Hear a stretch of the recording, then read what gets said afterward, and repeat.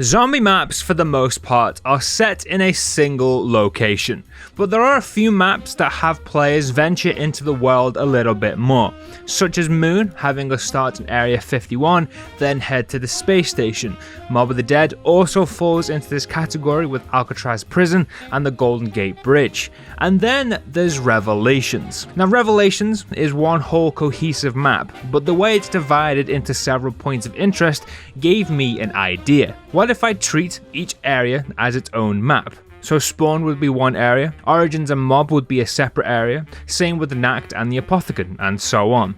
And that's when I came up with the Island Hop Challenge. This has probably been done before, but honestly, I'm just too lazy to look into it. But essentially, the way this works is dead simple. We start in Spawn, and we have to stay there for 5 full rounds, and the same applies to every other area. Once those 5 rounds end, we head off to a different section of the map, and we stay there for a full 5 rounds. As I said, it sounds simple enough, right? But what makes this difficult is the fact that wherever I choose to stay for 5 rounds, I have to survive with whatever that area offers. Guns, perks, the whole lot. Though there's also one rule that I had to keep things interesting, and that was no redos. So basically I couldn't just hop between 2 islands the entire game. I had to go through all 5 areas before I could then head back to an already played area.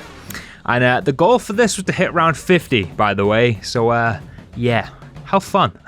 We spawn in with our trusty MR6 and get to it. Immediately off the rip, the corruption turret was activated. Even though I probably wouldn't be able to activate Pack-a-Punch for another 20 rounds, it was worth getting it turned on. With the corruption turret active, I grabbed Quick Revive, and then on round 3, I also picked up the RK5. The opening 5 rounds of this challenge are honestly the only time this challenge is easy. I mean, it's the first 5 rounds and we breeze through them. But at the end of round 5, I was hit with a bit of a dilemma, as I was deciding where to head to next. My first thought was Nact for Jug, but then I thought, what if Jug isn't turned on, because I couldn't remember if you needed all of the corruption turrets active for that as well as Pack-a-Punch. Option 2 was Origins for double tap. At least that way I knew I'd be able to take down zombies with some ease. After a short amount of panic, I did choose to risk it with Nact, and thankfully Jug was active and we got it bought. Our first round in Nact was a simple one, as it was a parasite round. Rounds 7 and 8 were also easy enough, as I picked myself up the Vesper from the wall, and the Vesper early game is always a solid choice. Rounds 9 and 10 on the other hand are where it started to get a little bit spicy. Obviously with us in Nact there isn't much room for us to maneuver around, and when you throw a couple dozen zombies into the mix it gets a little frisky. But with a bit of persistence and luck, I make it through the final 2 rounds, and now we need a new destination. This time I did in fact pick Origins for double tap, and things couldn't have started any worse than the way they did. I didn't have time to get the turret on and grab double tap straight away, and the Vesper with that double tap was kind of hit and miss at this round, so I grabbed the VMP, which was just awful. And about 4 seconds after buying it, I take it down. And taking it down on this challenge is definitely a bit scarier than most challenges. I say that because now I didn't have Jug or Quick Revive, and I also had no way to access either perk until at least round 16. And with it only being round 11, I was a little worried. To try and quench some of that worry, I got the KN-44 bought and started to activate the corruption turret, where I then came about an inch away from death, and it's safe to say the cheeks were in fact clenched for that. But we survived, and now some of the worry had been subsided, and even more when I got my hands on double tap. All of that worry, however, was then doubled the following round when the first Mogwai of the game turned up, and seeing his big purple ugly ass kind of made me cry a little bit. Not gonna lie, because I was for sure about to get my ass handed to me by him, but with enough panic and quite frankly moronic gameplay, I somehow not only survived the round but also took down our big angry bugman. In between rounds I went to hit the box, and on my first spin I only went and pulled the Drakon, which might have just been about the best thing I could have got considering the lack of Pack-a-Punch. KN-44 was also incredible with just double tap and was pretty much carrying me through through these rounds, and before long I was on round 15. Some nice drops including an insta-kill and a nuke allowed me to clear out the round in no time. I was left with one zombie, and then I decided to get the mystery box moved as well, as I wouldn't be able to get back to the box for at least another 10 rounds or so. In the process, I also picked up the HVK, as I was fairly certain the area I was heading to had a HVK wallby, and I also swapped out the Drakon for the Peacekeeper, which I know is not the most popular decision, but considering the lack of ammo in the Drakon and the fact I was still 10 rounds from Pack-a-Punch, I thought it best to swap it out for something else that just had some more bullets, you know? The next destination was Shangri-La and everything else that follows. Between island hops, I also grabbed Quick Revive because yes, I had to cut through spawn first, and I know I could have just teleported to Nacht as well and got Jug and then Quick Revive, but I thought that would be a little bit too much, you know? The next 5 rounds is where things actually begin to get difficult, and it was clenched cheeks 24/7 for me. I didn't want to just grab any old perks because I can only buy 4, and yes, I know about the free perk in Der Eisen, but I didn't want to waste it without a full setup first. Round 17 comes along and I take a down. I'm shooting my way through a whole wave of zombies, but one slips through and tanks 2 headshots with the HVK and then proceeds to have his way with me, and now I'm really screwed. No Jug, no Quick Revive, and now no double tap. The only perks I had available to me were Stamina Up and Widow's Wine, which I actually get bought after finishing off the rest of round 17. Right at the beginning of round 19, I make another mistake. I'm in Kino and I just cleared round 18. I need to get ammo for the HVK, and I thought the Kino wallby was just that. It wasn't. It was the ICR, which is still an alright gun, but it's not better than the HVK. At this point, I'm fucked 6 ways to Sunday. I somehow measure my way through round 19, but round 20, not so much. I'm at the turret training zombies, and as I leave, I run out of stamina and get hit twice. But no worries, the entire horde is behind me, right? Yeah, no. There was just one zombie hiding in the shadows, and when he saw me red screen, he knew it was his time, and he sent me down one final time. Round 20 for a first attempt isn't awful, but we were quite a way off our round 50 goal, so I ran it back. This time around, I made some modifications to the challenge by allowing gobblegums. But don't worry, before you start freaking out, all ultra rare megas are banned. So no Perkaholic, no Killing Time, no Raindrops, no Power Vacuum, none of that. The gums that I did choose are as follows: Alchemical, Pop Shocks, I'm Feeling Lucky, Crate Power, and On the House.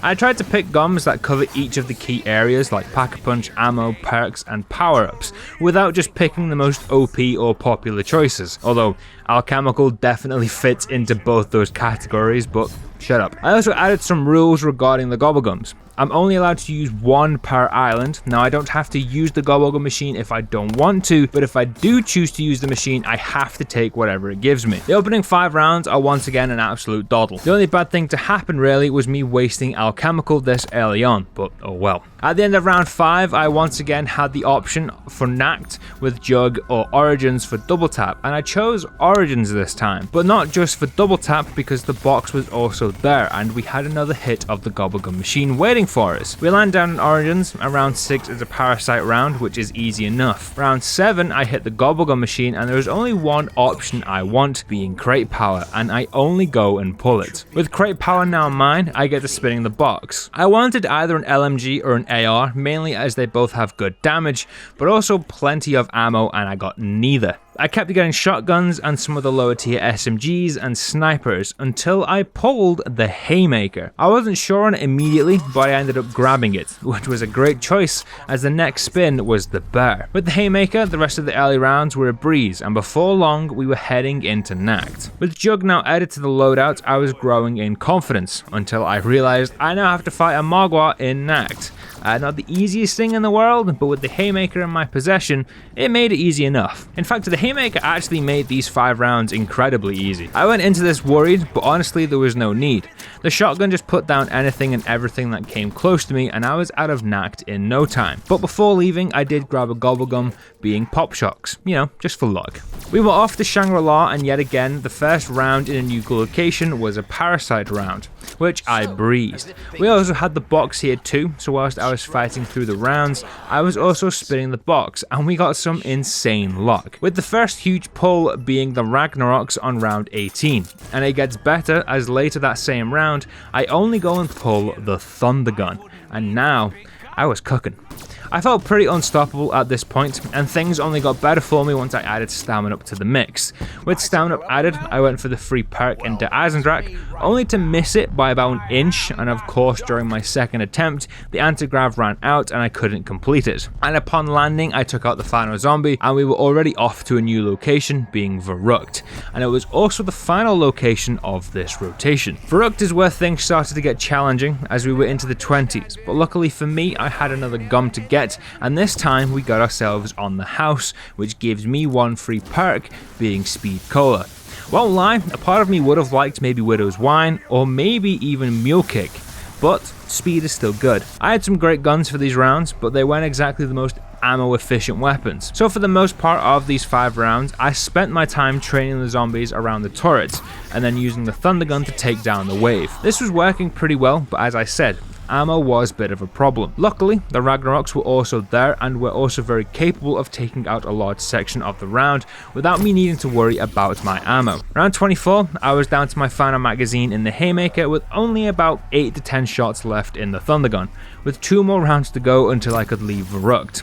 I mean, not that that would help with my ammo situation, but it did make me feel somewhat better. What actually made me feel better, however, was the maxi that dropped that same round. With some fresh ammo in my pocket, I made my way through the rest of the Verrückt round, and now it was time to move once again, and I headed back to Nacht, and the only reason for this was I finally had Pack-a-Punch. Verrückt had our final turret, which meant I could upgrade the Thunder Gun and get more ammo for it, and we could also now get ourselves an AAT on the shotgun, things that wouldn't be so simple, as on round 26, I take it down. I get trapped in Nacht but escape down the stairs in front of the Apothecon, and instead of just going straight inside the Apothecon, I turn back to take out the zombies, only for another to spawn behind me and take me down. We revive, clear out the remaining enemies, and now head inside the Apothecon. Things aren't really looking great for us, but we managed to take out the final few zombies and get the Thunder Gun upgraded, as well as getting dead wire on the shotgun.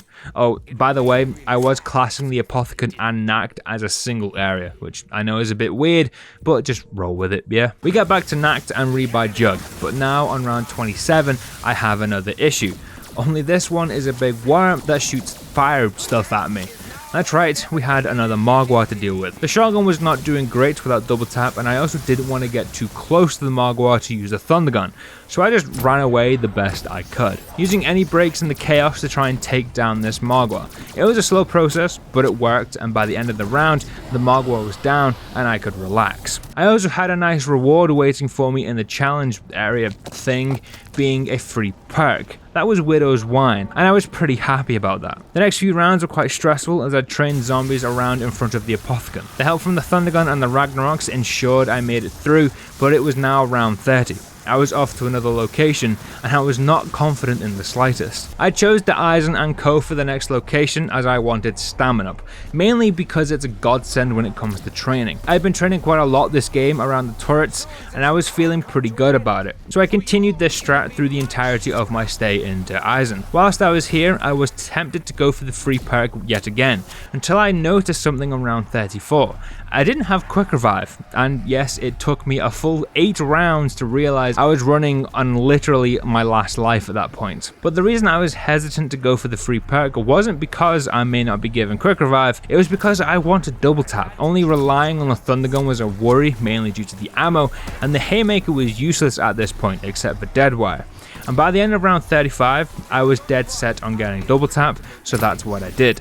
The round ends and I leg it to Origins and get the perk bought. Yes, it was a risk, but it was a risk worth taking in my eyes. We do end up getting trapped, but we throw down the Ragnaroks to save me, and they do just that. Once they're done, I wanted to head to the turret at Mob, and I go to run down the tunnel, only to get trapped by a bunch of zombies, but we fire off a few Thunder Gun shots to clear them out a bit, but now we need to reload. It's then when I get sandwiched by zombies, and before I know it, I'm dead. And the run is over just like that. Everything came crashing down in about literally 4 seconds, but round 36 wasn't a bad effort.